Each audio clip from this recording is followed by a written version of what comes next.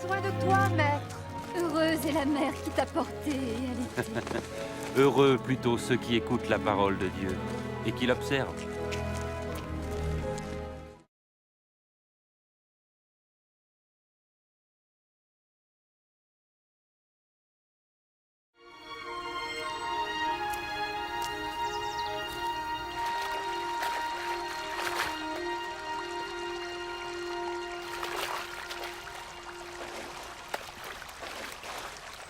Apprends-nous à prier, comme Jean l'a appris à ses disciples. Quand vous priez, dites « Notre Père qui es aux cieux, que ton nom soit sanctifié, que ton règne vienne, que ta volonté soit faite sur la terre comme au ciel. Donne-nous chaque jour notre pain quotidien. Pardonne-nous nos offenses, comme nous pardonnons aussi à ceux qui nous ont offensés. Protège-nous contre la tentation et délivre-nous du mal. »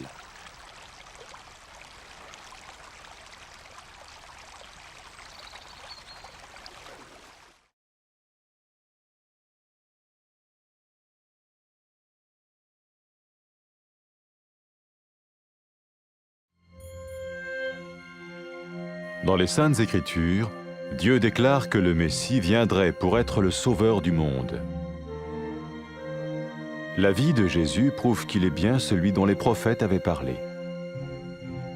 Ésaïe a prophétisé que la Vierge deviendrait enceinte et qu'elle enfanterait un fils. Des siècles plus tard, la naissance de Jésus accomplissait cette prophétie.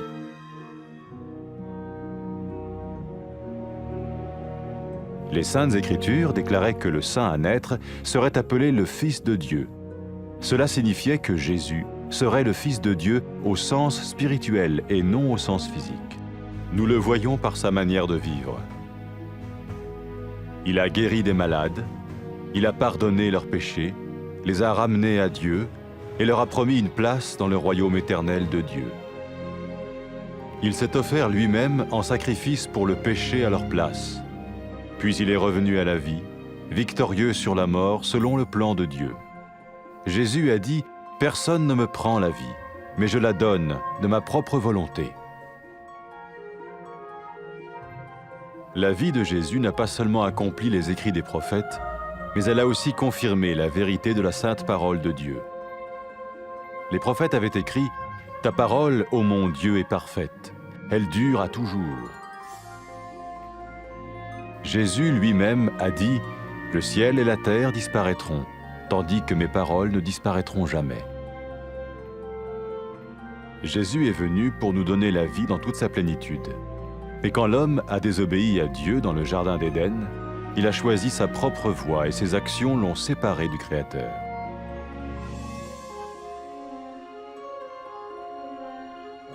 Les Saintes Écritures déclarent que tous ont péché et que le salaire que paye le péché, c'est la mort. Il s'agit de la mort spirituelle, éternelle séparation d'avec Dieu. Mais tout comme Dieu a donné un bélier pour qu'il meure à la place du fils d'Abraham, ainsi il a envoyé Jésus, le Messie, mourir à notre place. Sa vie, sa mort et sa résurrection restaurent la relation entre Dieu et tous ceux qui mettent leur confiance en lui. Maintenant, non seulement Jésus pardonne les péchés de ceux qui le suivent, mais il les sauve aussi du jugement éternel de Dieu. Ils sont sûrs d'aller au paradis et de vivre avec lui pour toujours.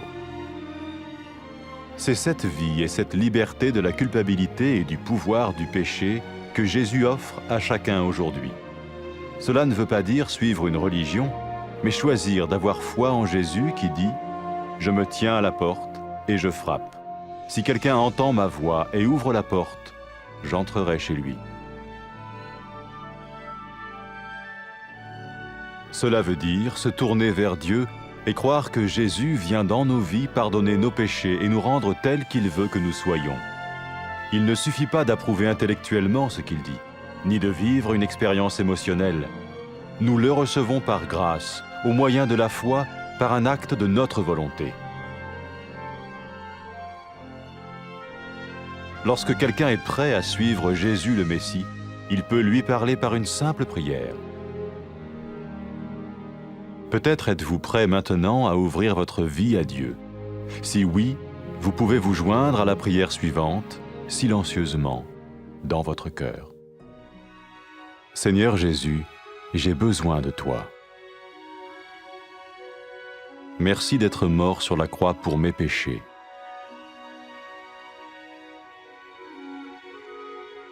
Je confesse mes péchés et je m'en repens.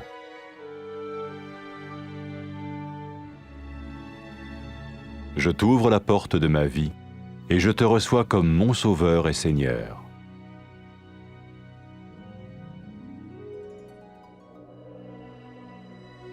Merci de me pardonner mes péchés et de me donner la vie éternelle.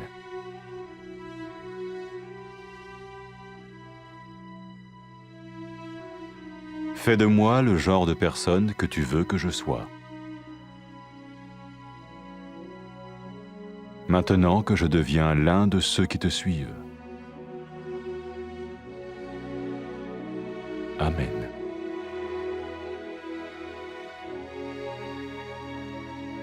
Jésus a dit à propos de ses disciples, « Mes brebis écoutent ma voix, je les connais et elles me suivent. » Pour expérimenter la vie en abondance promise par Jésus, ceux qui le suivent parlent à Dieu chaque jour dans la prière et lisent ou écoutent sa parole. Ils parlent de lui à d'autres personnes et rencontrent régulièrement ceux qui l'aiment et le suivent. N'oubliez pas sa merveilleuse promesse. Tout pouvoir m'a été donné dans le ciel et sur la terre. Et sachez-le, je vais être avec vous tous les jours, jusqu'à la fin du monde.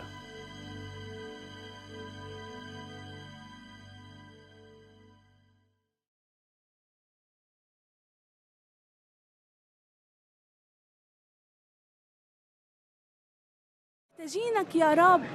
نيال الأم اللي حملتك ورضعتك. حقيقة نيال الناس اللي بيسمعوا كلام الله وبيطيعوه.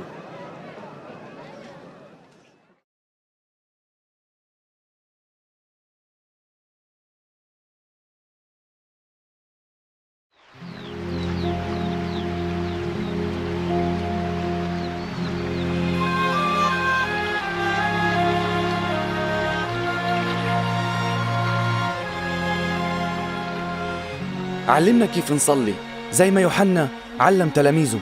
لما بدكم تصلوا قولوا أبانا الذي في السماوات ليتقدس اسمك ليأتي ملكوتك لتكن مشيئتك كما في السماء كذلك على الأرض.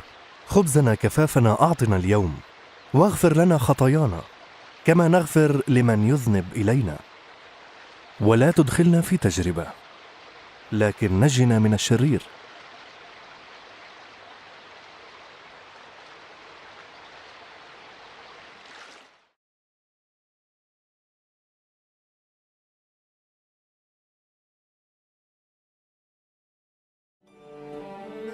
من سنين طويلة كتب الأنبياء في الكتاب المقدس إنه الله رح يبعث المسيح تيخلص الخطاة ويتصالحوا معه. حياة يسوع فرجتنا إنه بالفعل هو المخلص اللي الله وعد إنه يبعثه للعالم. النبي أشعياء تنبأ وقال العذراء رح تحبل وتولد ولد، وهذا اللي صار بقدرة الله، وإنه مريم حبلت وهي عذراء وولدت يسوع. كمان مكتوب بالإنجيل المقدس إنه معجزة الولادة كانت علامة من الله إنه هذا الطفل هو المسيح واللي الله بيناديه ابنه. لما الناس شافوا يسوع شافوا كمان قوة وقدرة الله، شاف الناس وغفر خطاياهم ووعدهم إنه يكلهم مكان في ملكوت السماء. مات يسوع وضحى بحياته وأخذ قصاص كل البشرية، وبعدها قام من الموت، وهيك فرجانا إنه قوته أعظم من قوة الموت. يسوع المسيح قال أنا عندي القدرة إنه أعطي حياتي والقدرة إنه أخذها. حياة يسوع تممت شو تنبأ الأنبياء، وأكدت إنه كلمة الله هي من دون تحريف وإنها أبدية زي ما قالوا الأنبياء. يسوع كمان قال كلامي مش رح يزول. إجا يسوع عشان يعطينا الحياة والأفضل زي ما كانت الحياة لما خلق الله آدم وحواء. لكن البشر ما صدقوا الله وما أطاعوه، وهذا التصرف المخجل سبب البعد عن الله. الإنجيل المقدس بيقول إنه كل البشر أخطأوا وأساس الخطية هو الموت. الناس اللي أخطأوا ما بيقدروا يعيشوا في علاقة مع الله. وزي ما الله دبر كبش تيموت بدل ابن إبراهيم، الله بعت يسوع تيموت بدل نسل آدم. عمل الله هذا الشيء عشان كل اللي رح يآمنوا فيه ويعطوا حياتهم للمسيح بيكون لهم علاقة مع الله. فكل اللي بيتبعوا المسيح رح ينجوا من عقاب جهنم ويعيشوا مع الله للأبد.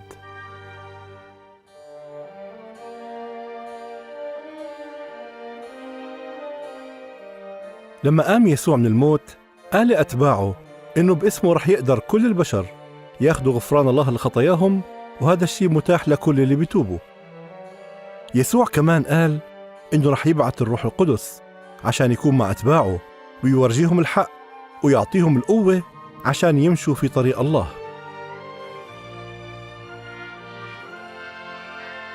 لما الخاطية تابت عن خطاياها وقررت إنها تتبع المسيح، يسوع قالها خطاياك مغفورة، إيمانك خلصك. يسوع قال إنه الناس لما بتحب الله بأمانة هاي علامة إنه الله غفر لهم خطاياهم.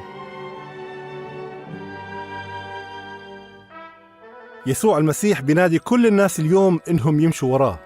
إذا بدك تصير اليوم من أتباعه ويكون لك علاقة معه، بتقدر تصلي وتطلب منه هذا الشيء بكلمات مثل هيك: يا الله أنت عظيم وعالي، بشكرك إنك بتحبني، أنا ندمان إني عصيت وصاياك وأخطيت ضدك.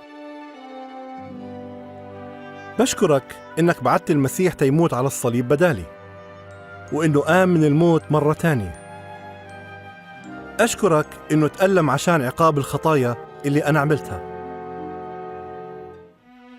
أنا بدي أتبعك وبآمن بيسوع كربي ومخلصي. أشكرك لأنك غفرت خطاياي وفتحت قدامي الباب علشان أدخل لعندك ولملكوتك. بطلب منك تعطيني الروح القدس عشان يمشيني في طرقك، وعشان يقويني حتى أحبك من كل قلبي وأعيش الحياة اللي بترضيك. أشكرك لأنك سمعت صلاتي. آمين.